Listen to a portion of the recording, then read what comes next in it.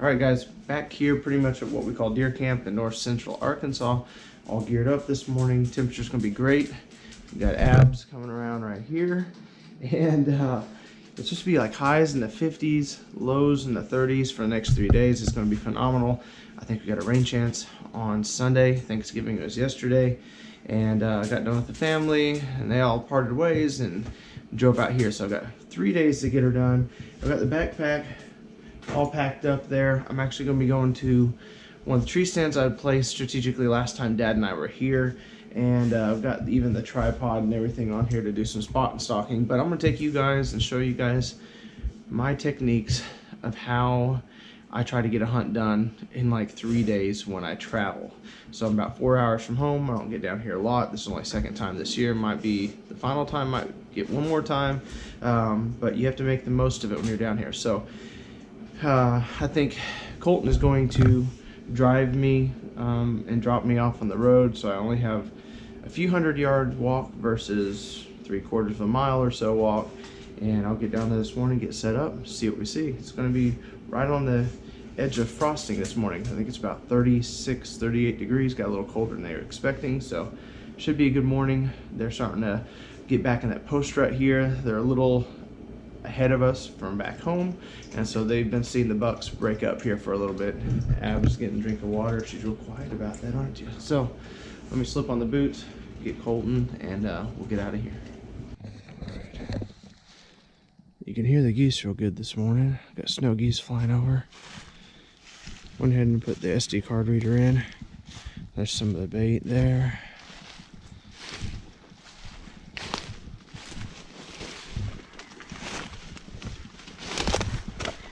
Check the camera.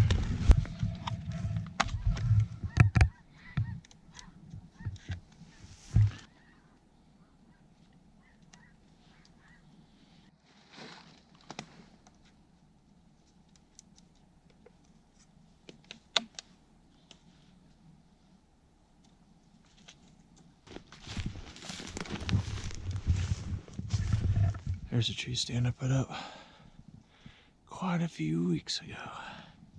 Still here, so that's a good sign, I guess. And hoping to fill a tag. I'm in Arkansas, so it is legal to bait. When I travel somewhere like this where it's legal to bait, one of the things I like to do is get in there as soon as I can, put out some bait, put out some cameras, not necessarily to hunt over, but it give me inventory. I've already had this stand up here, put it up a month ago or so, in this already natural funnel pinch point area. You can really oversee a lot of this valley. I'm taking some deer out of here. Took a doe out of here earlier this year. Put out this pipe point last night, and had one buck in here. That was it. So I did put bait from another camera, and I have one more spot that I'd like to check out where Dad sat last time I saw a good buck. Just trying to hunt where other people are. There's other people that hunt this property. Trying to allow them to overpressure their areas, especially the deer here. Try to find some of these under-pressured areas and see if we can't find a buck. So 3 days to get her done is tough. But letting these trail cameras be out there working when you can't really does help. So based on what I saw on that camera this morning, I'll probably set somewhere else, possibly this evening. I might stay here this evening, and if I don't see anything between this morning and this evening, set up somewhere else, check the other trail cameras, try to hone in on a buck in only a few days. So it's challenging, but you can get it done. We're in the hill country of Arkansas. This is all cattle property. It's sagegrass, fescue, cedars, and tons of cows. So it can be challenging, but the deer are here. Maybe not monsters, but the deer are here, and they're fun to hunt. So hopefully the sun comes up here in a little bit and warms me up a little bit. Does the same thing with the deer and gets them on their feet.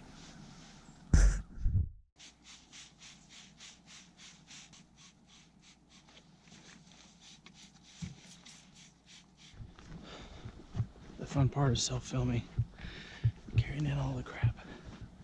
Here's the cedar glade I'm talking about. You can tell it's just cedar as far as you can see.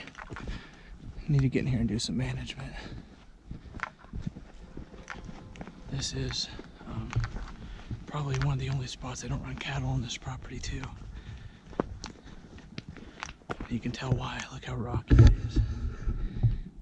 That's all it is. But I'm looking for that little area that's not pressured that the deer are at.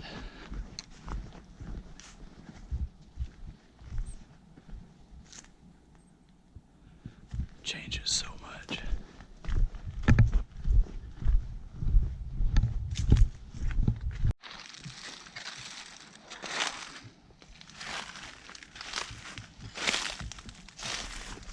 I like the look of that. Holy cow. He is really dug into that tree.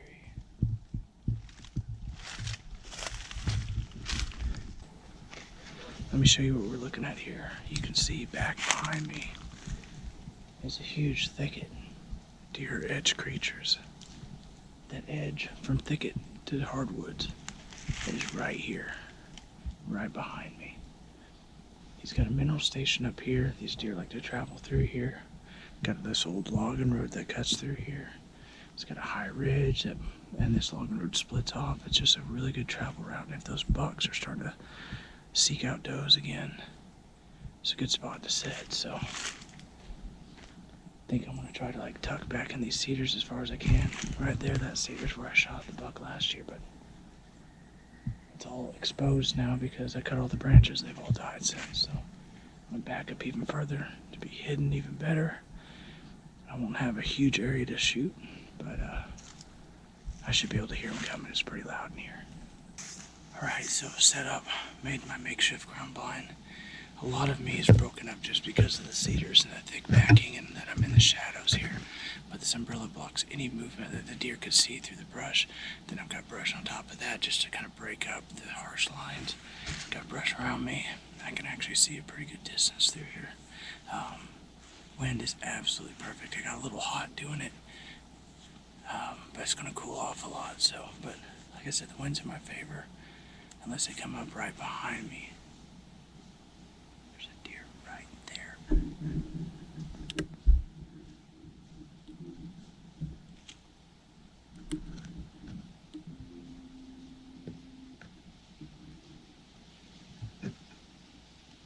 Big doe. 15 yards. Here comes another.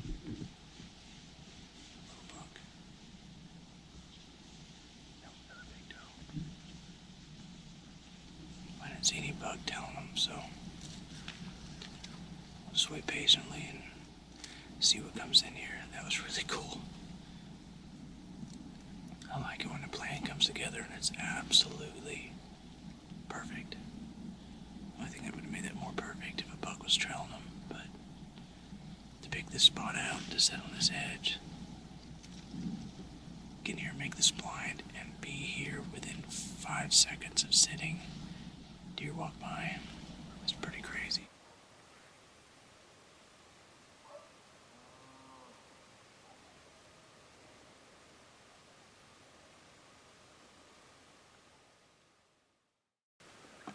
Now she should be up somewhere up there in that area. Let's see if we can see her here.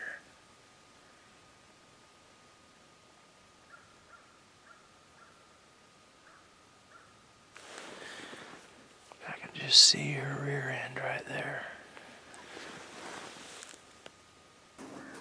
Alright, so I'm walking down this fence line right here. You can see how thick this brush is. Down in the bottom of all this is where I've got my stand set up. I'm betting we see some deer down there. I am pretty sure I just saw the leg of something move on this tree line. The only way to get down there is to use these cedar trees right here.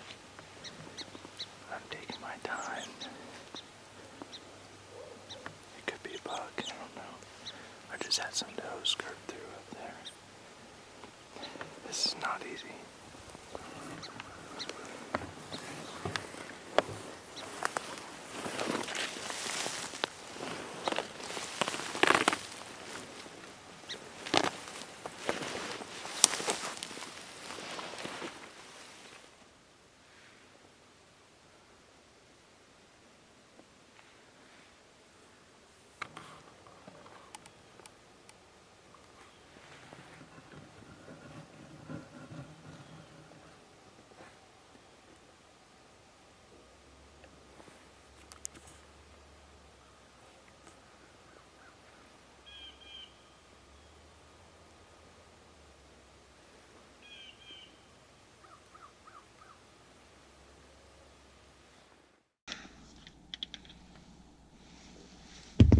When it don't work, we do. All right.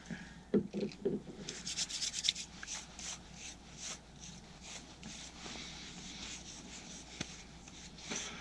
think I can see the dirt like rolling off me.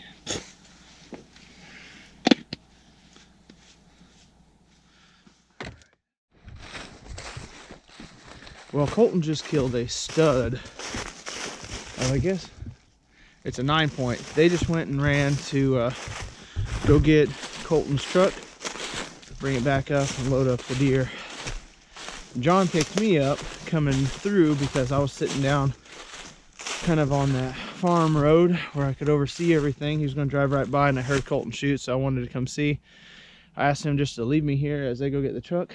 I'm going to go walking and spot and stalking. They're moving late this morning. With any luck, I can see something, get on it. But it's gonna be a long walk. Got a few miles ahead of me to get back to the truck, but maybe it'll pay off. All right, well, I'm all set up down here in this thick cut over. Not really used to sitting this low in a tree stand. I bet we're 16 feet off the ground, maybe. I like to get to the nosebleed section. The wind's not really great. I would have had to sit across this food plot for it to be perfect. And even at that point, I don't know that how it would turn out. I would have been right where the deer walk in, or not even be able to like shoot across this little food plot because the brush is so tall across it. So I'm sat up. I put the nose jammer on the tree back here. There, nose jammer wax stick, and I'm hoping that the nose jammer stick, I put it on the tree back behind me here, hoping that covers up any questionable scent. I've sprayed down, done everything right, but I always say you can trick a deer's eyes and ears, but you cannot trick their nose. If they get that one little piece of scent, they're done. They know what's going on and they're out. So we'll just see how this plays out. Never hunted here before, so it's a cool spot. Pretty brushed in. We'll see what happens. See what I can get by with.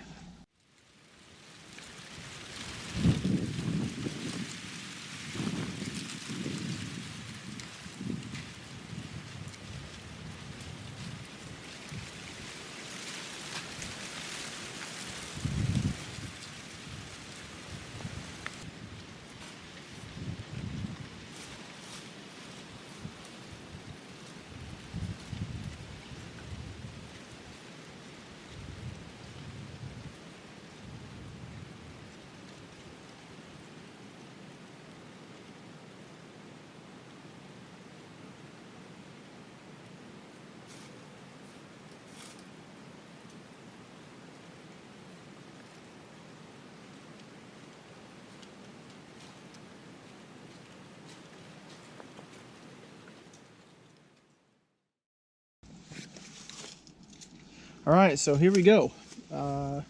Day 4, evening of day 4. It's actually afternoon. It's going to be a long set.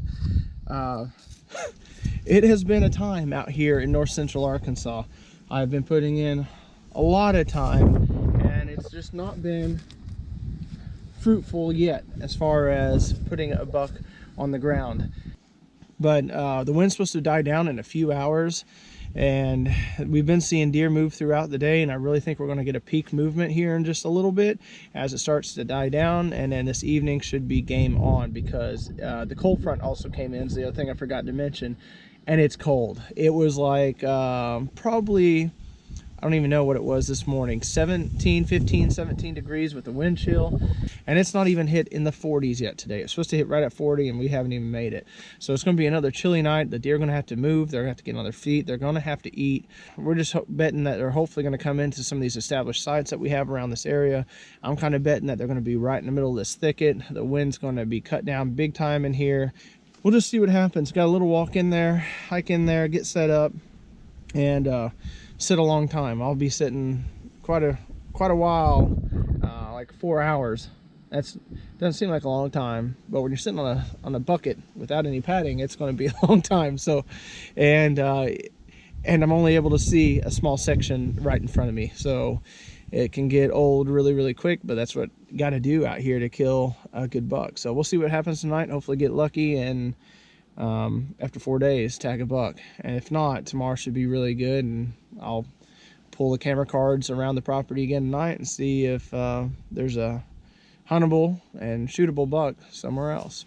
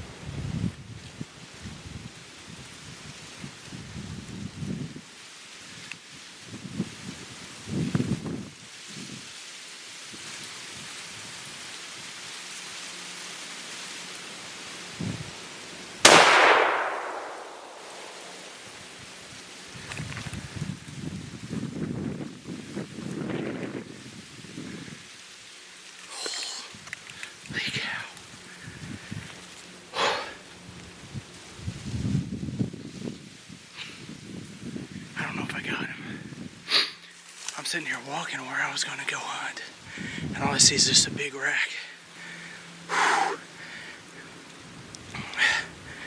I had just a little bit of cedar brush, but I could see where to shoot, and I shot. So I'll sneak up there, see if we got him.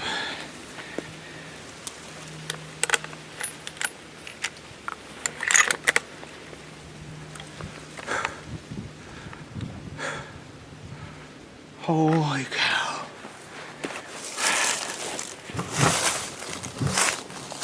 I sure hope I hit him. He was a good buck.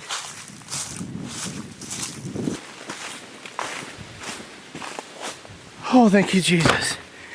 I don't even know how big this buck is, but I see his white belly right there. Oh my gosh.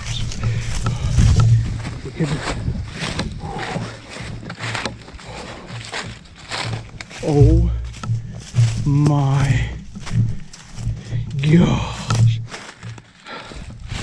What did I just do?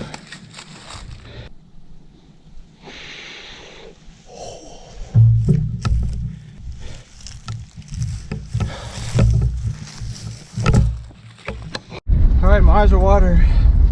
My eyes are watering, not because I'm crying or nothing. Golly, it's cold out there. I know I really haven't shown you guys the buck, but John is fixing to go out to hunt, unless I've already missed him, but I'm afraid it might be the big buck that he was chasing. I have no idea. I just knew it was 100% big buck. Woo! And so I'm gonna go tell John real quick, that way he can see. Oh my gosh.